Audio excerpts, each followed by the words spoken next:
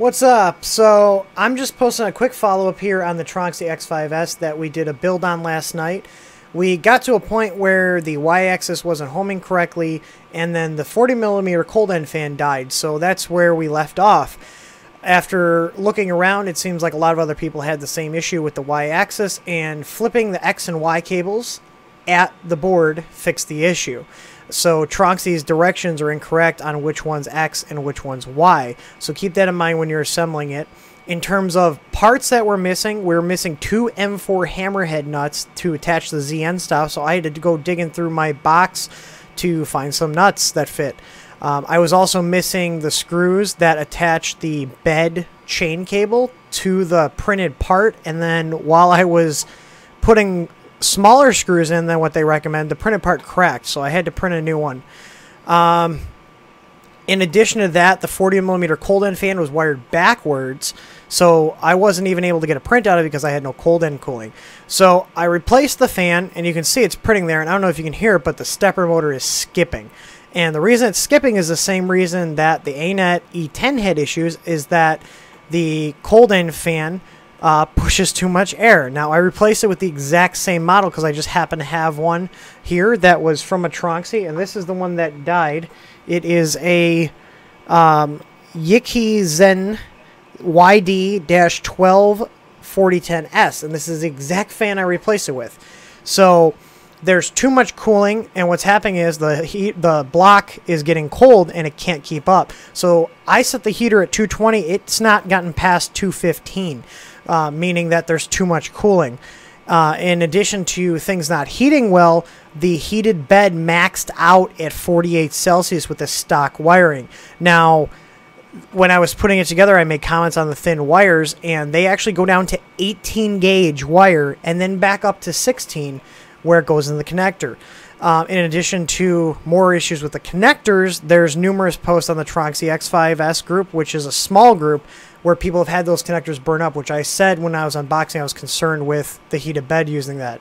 And again, I don't know if you can hear it, but the extruder is skipping because it can't keep up. And this is printing the test file that came on the SD card. So where am I going to go with this review? You got to take into consideration a couple of these things, and this is a lot of the case with these Chinese printers. And it's that you got to balance out what you're actually paying for and what you're getting. For $350, which is what this printer is going for, you're getting a solid frame to build on, a nice bed setup, but you're going to have to do work to it. It's just like the Tarantula. You know, it's a good box of parts, and that's where I'm going to leave this review and my thoughts on it. I'm going to eventually tear this down once it's done with this test print, and the test print is not going very well because it's under extruding because the heater block can't keep up. So what I'm going to do is I'm actually going to print off a V6 mount that fits the CR10 machines, because this uses luckily the same hot end mount. So I'll be able to use CR10 mounts that go onto the 2 screws that hold the stock hot end. Those are all compatible with this. So I have some V6 hot ends I just got in. I'm going to put one of those on here. I'm also going to replace the extruder with a Titan extruder. Now, the stock extruder works fine. It's a standard MK8 style. So I'm just replacing it because I prefer the Titans. In addition to replacing the hot end setup, I'm going to be ripping out all the stock wire from the bed all the way back to the board, putting in a MOSFET and replacing those wires with 12 gauge silicone. And what that's going to do is it's going to relieve that bottleneck that we're having with the power right now. So the bed can't get past 48C because it can't get the amperage it needs because of those thin wires. In addition to that, I'm getting rid of all the connectors. Those modular connectors they have for the hot end and for the bed, they're going to go. I'm going to solder extensions on everything and wrap it up real nice and do direct wires. I don't like the extensions. Now, for the hot end, they're probably fine. But for the bed, you don't want them for the bed. They're rated to carry like 2 to 3 amps, and your bed's going to pull over 10, which is why I'm getting that bottleneck of the heat. In addition to those aforementioned upgrades, I'm going to be insulating the heated bed per the video guide on this channel with the plumber's insulation pipe wrap and the foil tape. Another thing I did want to mention is that the thermistor, on mine anyways, is held in with blue painter's tape, which has come off twice now. The thermistor's still in the hole, but as you can imagine, if that thermistor falls out, it's going to just ramp the bed up to full speed because there's no hot end protection on this. I can unplug the thermistor and it's going to keep printing. It's going to heat the heater cartridge up and the bed or whatever thermistor I pull. So there's no hot end protection.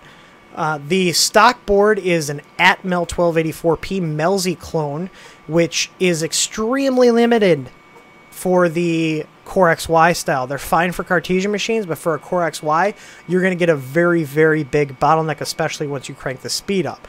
Now, it might print fine, and it might work if you're staying under 60 millimeters a second, but I'm going to replace that with either the MKS Gen 1.4 board, which is a 2560 chip, which still can have its limitations, but it'll work better than this board, or a smoothie board. I haven't decided yet.